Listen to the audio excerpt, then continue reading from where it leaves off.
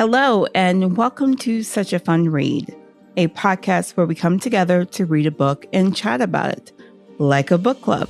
I am your host and resident reader, Cherie, and I am really excited for these next few episodes. We are going to be diving in and discussing one of my favorite books, A Discovery of Witches by Deborah Harkness, and we will be discussing it chapter by chapter. We'll be getting into the characters, the story, the lore, and unraveling how this series all begins. Now, this podcast is not spoiler-free, but we will not be discussing anything that happens in the future books in the series. We will only be discussing what we've read so far. And in this episode, we are going to be discussing chapters 1 through 6. So whether you are a diehard fan of the series or discovering it for the very first time, there is definitely something here for all of us to enjoy together. It begins with absence and desire. It begins with blood and fear. It begins with a discovery of witches. Now, before we get into these chapters, I do want to discuss my history with this book, how it became a favorite, why we are reading it together, and what to expect from these episodes. I do remember there being an article about this book in this series back in the day. I think it was called something along the lines of Harry Potter for adults. You know, back when everything needed to be tied to Harry Potter in order to sell. I think this was when the Book of Life was coming out. Anyway, that article must have worked for me because at some point I ended up buying the book. And I finally read it in 2016. And to be honest, I did not like it, but I ended up keeping the book. And I always looked over at it on my bookshelf. It was like it was asking me to read it again, to give it another chance. Then a couple years later in 2018, I did decide to give it another chance and I read it again. I think being a mood reader definitely had a lot to do with this because when I read it the second time, I felt like I was reading a totally different book. It was like I was reading things I didn't read before. There were scenes I didn't remember from the first time around, and I was definitely enjoying the hell out of those scenes. I finished a book, and I really had no clue as to why I didn't like it the first time around, and I ended up reading the other two books in the trilogy that same year. I also pre-ordered Times Convert and read that when that came out. I made sure to own the hardcovers and the paperbacks of each book. And I also bought the TV show tie-in covers as well, because apparently I just need to have them too. The World of All Souls, the complete guide of A Discovery of Witches, Shadow of Night, and the Book of Life is a book I also own, and I have pulled it off my shelf and looked through it many times throughout the years. So what I'll say about this is sometimes giving a book another shot just might work out. At least it did for me in this case. It doesn't always work out, but I'm very happy that it did with this series. I found a couple that I love, characters I would befriend in a heartbeat. Also characters I want to stab, and characters I will just never get over. I also, of course, watched the TV show when that came out and loved it. And I have continued to tell myself over and over again throughout the years that I was going to reread this book, reread this series, and get back into this world. And it just never happens. I always end up thinking that I just need to read something new. But last year, I reread the first 3 books in the Red Rising saga, another one of my favorite series. So I ended up rereading them because I was in a book slump. And I have to say, I really had fun doing it. So I figured, why not go ahead this year and do a reread of my other favorite series? And why not go ahead and do it on the podcast? Maybe I'll be able to find some other people who will want to reread it with me. So that is why we are here, to reread this book together. Or if you are reading it for the very first time, welcome to the World of All Souls. Now, what to expect from these episodes? So in each episode, I will be covering a certain amount of chapters in the book. Again, you do not have to have the book completed to listen to the episodes, but I would recommend reading the chapters being covered for the episode you are listening to, because those chapters will be spoiled. First, we will talk about what just happened, what we just read. We will go chapter by chapter, and this part will be known as the manuscript section. Then we will talk about the things that stood out in each chapter, things that we might think will be important later on. And we'll also talk a little bit about lore here as well. And this section will be known as the congregation. And then we will have a 3-2-1 section. Here we'll go over 3 characters I want to talk about, 2 things I'm looking forward to, what moments have intrigued me about what could happen in the future, and 1 favorite quote. I will pick a favorite quote from these chapters. Also, I would love to hear from you all as well, to share your thoughts on the chapters, theories about characters, about the plot, or predictions from what just might happen next. And there are multiple ways you can reach me. You can send me an email to suchafunread@gmail.com. And you can also give a follow on Instagram and TikTok at suchafunread. Also, something that would truly help this podcast grow, if you are enjoying these discussions about a discovery of witches, please head on over to Apple Podcasts or your favorite podcast app and rate and review Such a Fun Read. It helps spread the word and allows for more fans of the book that we're reading to join our discussions in our community. And with that all being said, let's go ahead and get into the manuscript section and talk about what happened in these chapters. And I also pose a question for you. How long do you think Diana can suppress her magic? Now, chapter 1, it looks like we have a reluctant witch. We start in Oxford's Bodleian Library and we meet our main character, Diana Bishop. She is a tenured historian professor who is pursuing her doctorate. Diana is getting manuscripts that she has requested from the call desk, one of them being Ashmole 782. And there's something different about this manuscript. There's something magical about it. And Diana is not having any of it. She wants nothing to do with magic, nothing to do with being a witch. She looks over the manuscript and then returns it as quickly as possible. We also get some backstory about Diana's upbringing. Her parents were powerful witches. Her mother was Rebecca Bishop and father Stephen Proctor. They died when she was 7. They went to Africa and they didn't come back alive. Diana was raised by her aunt Sarah Bishop, also her aunt's partner M, but she's not mentioned yet. We'll get to her in a chapter or so. Now, Diana is very smart. She attended college at the age of 16 and graduated when she was 20. But while she was in college, her magic was rather apparent. She was in theater, and any performance she had, her magic seeped into it. That is when she left the theater, and after a summer abroad program in England, she became a history major. We also see Diana be reluctant to participate in any activities surrounding being a witch when she turns down Gillian Chamberlain to spend time with other witches in town. Chapter 2. It seems like a curious vampire enters. We are on to a new day, the 21st day of September. It is the eve of the autumn equinox. Diana has been in the library all day since 9 a.m. We learn that Diana didn't do anything with her studies in alchemy after dealing with Ashmole 782. She did other things more normal in her opinion, like paying bills and chores and trying new recipes, mostly just getting away from her magic and trying to pretend like what happened the day before didn't happen. Diana again declined hanging out with Gillian and the other witches, but she uses her magic, reluctantly, of course. She's trying to get a book off the shelf and there are no step stools around. This is only her 5th time using her magic this year, so she figures it should be fine, right? But here's the thing. She was seen by a vampire, none other than Matthew Clairmont himself.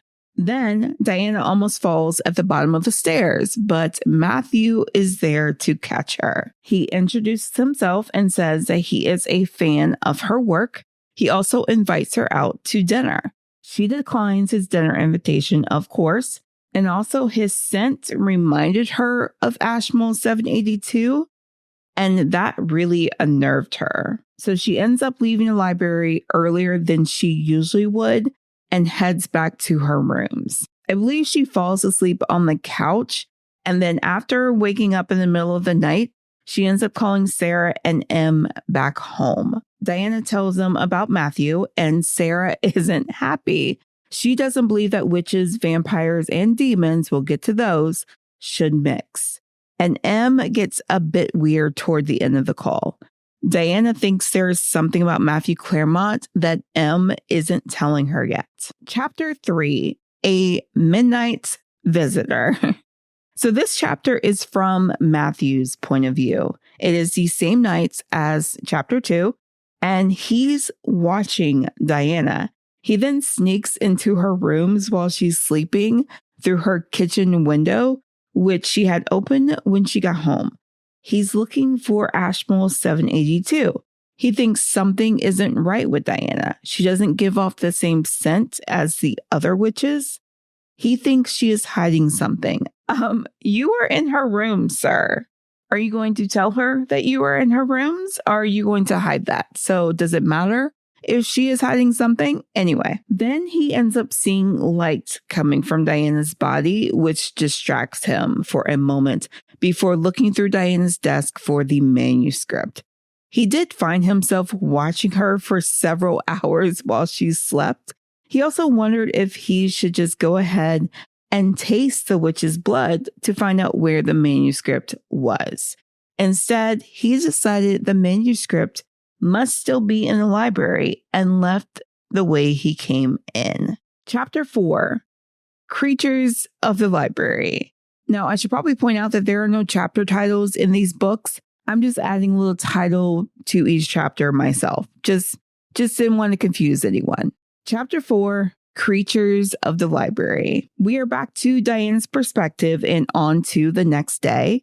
She's back in the library. She doesn't get her usual seat, though. That is A4. Matthew Clairmont is sitting across from it, and she ends up taking a different one. Diana does make a lot of noise going to the seat that she decided on, which was still near Matthew, just not across from it. She definitely wanted to disturb him. Diana wonders why he isn't in the northern part of the library, and Matthew wonders if she believes everything she reads about vampires. She wonders why he seems to be around all of a sudden, thinking it not to be a coincidence. He, of course, says that it is. We know it isn't, but you don't sneak into someone's rooms if it's just going to be a coincidence. At some point during the morning, Diana does notice there are more creatures in the library than usual. There was a moment where Diana noticed another witch in the library and felt threatened by him. When he moved toward her, she heard a voice in her head and wondered if it was him. She wanted him to get the hell out of her head and said so. Clairmont came over quickly and began to shield her.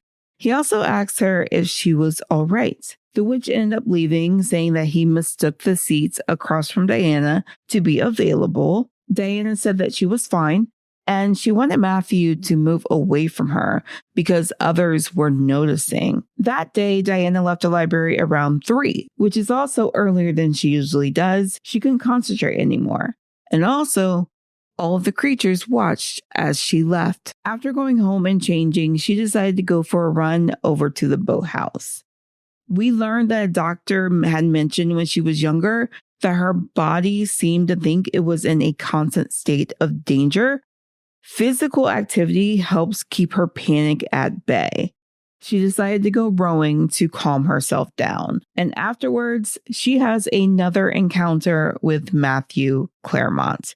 She confronts him, wondering what he is doing, why him and his friends were out there. He says that those other creatures are not his friends. They are not interested in him. They are interested in her. Those creatures have been following her because they believe that she found something that had been lost years ago. Ashmole 782. Diana says that she doesn't have the manuscript and that she returned it on Friday.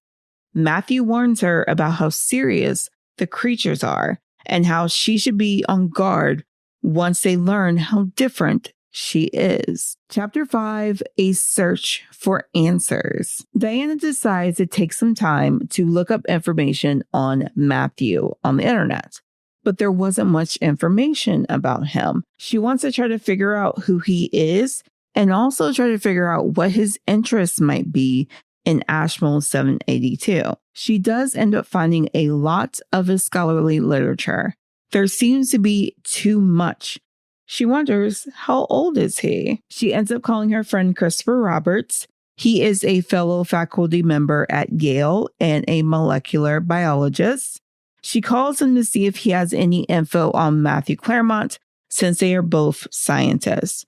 Chris has heard of Matthew Clairmont, and he mentions how big of a deal he is. Also, just a note, Chris does not know that Diana is a witch. And at the end of their discussion, Chris does say that if Matthew breaks her heart, he will kick his ass. And finally, chapter 6, A New Day at the Bodleian. So it's the next morning, and Diana has gone for a run. When she returns, the porter tells her that he's sorry he turned her friend away the night before. An Australian woman had tried to visit Diana, but she wasn't answering her phone. Diana had turned the ringer off because her Aunt Sarah wasn't really good with the time change. She returns back to the library.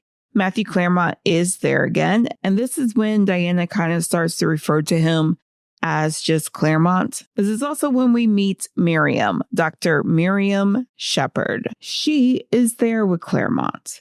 Matthew does note that he won't be sitting near Diana on that day, and Diana gets to sit in her normal seat. There aren't as many creatures around the library on that day either, at least not as many as there were the day before. Then it's lunchtime, and Diana goes off to lunch. Also, Clairmont gets a reluctant Miriam to follow Diana. Here, while Diana is out at lunch, she meets Agatha Wilson. She is a demon. And Agatha just starts talking to Diana about Ashmole 782. She talks about how they weren't sure that they would see the book again, and especially after what the witches did with it. She also then hands Diana a newspaper. The headline reading, Vampire on the Loose in London. 2 bodies were found in an alley. No blood evidence was found at the scene. Vampire murders is what the local residents are calling it. Peter Knox's name is mentioned. We learn that he is an author on best-selling books on modern occultism, and he's been consulted by agencies around the world on cases of satanic and serial killings. I'd say put a pin in that name. Now, he is someone that we have not met yet, at least by name. Agatha wonders about Ashmole 782, and Diana says that she returned a book once she was done with it. Agatha wonders if the witches told Diana to send the book back. Agatha says that the witches don't get to decide what happens to the book.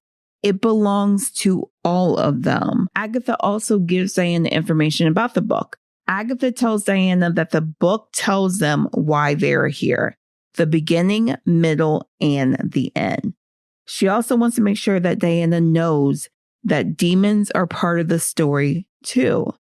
She also says a few times that Matthew is Diana's vampire, and Diana doesn't like that so much.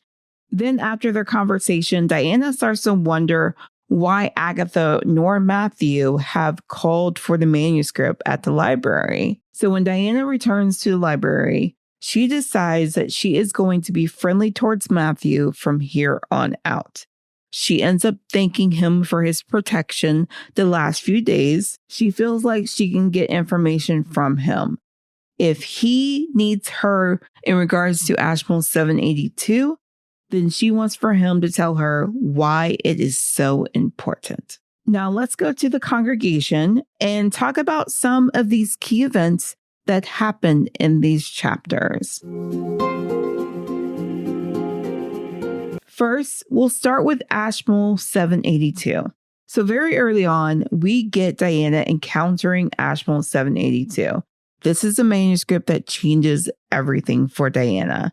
She has been having this normal life that she has wanted, not having to deal with her magical abilities or dealing with other creatures.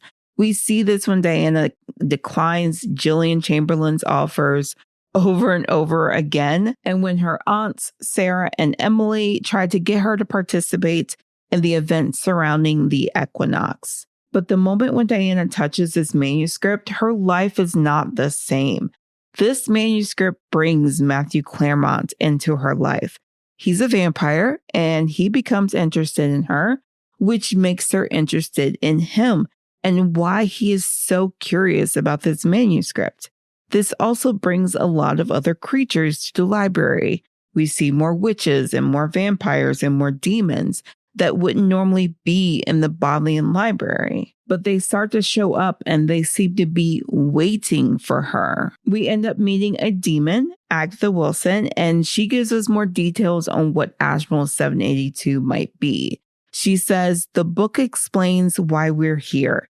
It tells our story, beginning, middle, even the end. So what is going on with this manuscript? And why do all of these creatures want it? And what exactly do these creatures want from Diana? Another key event is when Matthew starts to protect Diana.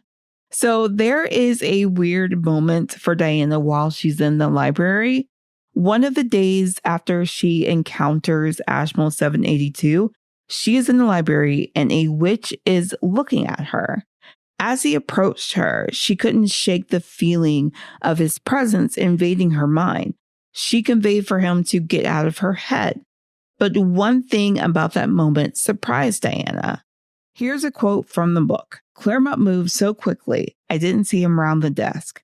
In an instant, he was standing with one hand on the back of my chair and the other on the surface in front of me. His broad shoulders were curved around me like the wings of a falcon shielding his prey. Why would a vampire care about protecting a witch, especially from another witch? There are other moments outside of this when he is looking out for her as well. When she is rowing, when he's back in the library with Miriam, when he sends Miriam to lunch, when Diana decides to go out to lunch. But with him sneaking into her rooms in the middle of the night, yeah, we didn't forget about that. Is he protecting her because he wants to keep her safe? Or is it because he wants to make sure nothing happens to her before he gets what he wants? The next key event to talk about is Diana and magic. So a question I brought up earlier is, how long do you think Diana can suppress her magic? And apparently the answer is not that long. She apparently uses her magic every once in a while. She does keep account of how often she uses it throughout the year. There is a moment in this book when Diana uses her magic to get a book from a shelf. And that is the 5th time she's used magic all year, including her encounter with Ashmole 782. But I thought this was interesting. For someone who is so opposed to being a witch and using her magic, she seems to still use it when it is convenient for her. Well, outside of Ashmole 782. The other time she uses it is convenient for her. When Ashmole 782 came around, I don't think that was convenience. I think it just happened and it was something that she just couldn't control. Another thing to talk about is what we learned about the creatures in this story. So this story takes us through a world where witches, vampires, and demons coexist. Well, maybe not coexist. Maybe that's too much of a strong word. I guess it's more like they tolerate each other with suspicion. We see prejudice against demons and vampires. We see that quite a bit with Sarah Bishop. She says this when speaking to Diana. Witches, vampires, and demons aren't supposed to mix. You know that. Humans are more likely to notice us when we do. No demon or vampire is worth the risk. What Sarah says seems to might have some truth to it, at least the human part. The time when Matthew comes over to protect Diana, when the witch is near in the library, a human seems to look a bit too close. But that could also just be something that is said so that the creatures stay away from each other. The human just could have been nosy and interested in what was going on. And we only see a perception of who these creatures are from Diana's perspective. What she knows about demons, Sarah told her. Sarah said, demons constituted a criminal underclass. Their superabundance of cleverness and creativity led them to lie, steal, cheat, and even kill because they felt they could get away with it. And she also said conversations with demons were impossible because they began in the middle. But we do get another side when Agatha, a fellow demon, speaks about demons. She has a very different perspective than Sarah. Agatha says that demons were hated by humans because they were different. Humans abandoned their children if they turned out to be demons. And demons were accused of possessing souls and making humans insane. And Agatha thinks that they are victims of human fear and envy, even more than witches. Sarah also doesn't have a lot of nice things to say about vampires. She pretty much just tells Diana to stay away from them. Sarah pretty much doesn't really like other creatures. That is what I'm gathering about her from these few chapters. With these vampires, we do learn in this story that they do not burn at the touch of sunlight and they do not have fangs. Now, really quickly, I just wanted to mention this. I always find it funny when I hear people get pissed at certain stories that don't adhere to the whole vampires burn in the sunlight thing. It's like these people act like vampires aren't fictional characters where their origin can be manipulated. A lot of people point to Dracula and how the rules of Dracula should be followed. But in Dracula, sun weakens a vampire, but it doesn't burn them. Dracula can still walk in sunlight. Nosferatu, the unauthorized German adaptation of Dracula, that was apparently the first piece of media that depicted a vampire of burning in sunlight. So with that, I say, let's just let the vampires in the story be the vampires in the story. Another thing to bring up is Diana knows how it feels when she's around these other creatures. So when a witch studies another, the touch of their eyes tingle. When a demon takes a look at you, there is a slight unnerving pressure of a kiss. And when a vampire stares, it feels cold, focused, and dangerous. Now let's get to our 3, 2, 1 section. For the 3 characters I want to talk about, I actually want to talk about the bishop women. Since we are starting off with the Equinox and Mabon, why not talk about some of the witches? And we'll only talk about what we know of them so far. So we'll start with Diana Bishop. She is our main character. She is a tenured history professor at Yale University. She is currently working on getting her doctorate at Oxford. She is reluctant to use magic unless apparently she just wants to. That whole thing that happened with her magic in theater while she was in college spooked her. We see her being reluctant to spend time with other witches. We see this the numerous times that she has declined spending time with Gillian Chamberlain. And another thing, she is the last direct descendant of Bridget Bishop, and that is the bishop from the Salem witch trials. So her renouncing her family's heritage is kind of a big deal. Let's talk a little bit about Sarah Bishop. She is Diana Bishop's aunt, sister to Rebecca. She is also a witch and a member of the Madison Coven.